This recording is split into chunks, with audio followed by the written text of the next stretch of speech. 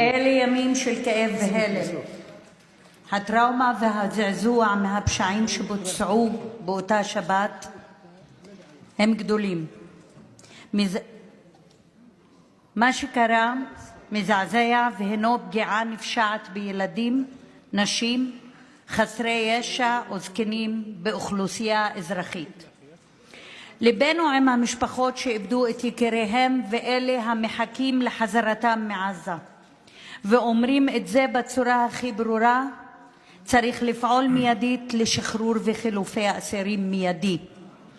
ליבי עם 12 משפחות מהאוכלוסייה הערבית שאיבדו את היקרים שלהם מאז שבת, והאחרון ביניהם מופיד סנונו מאבו סנאן שנהרג מהפגזה בצפון אתמול, ועם 7 משפחות שעדיין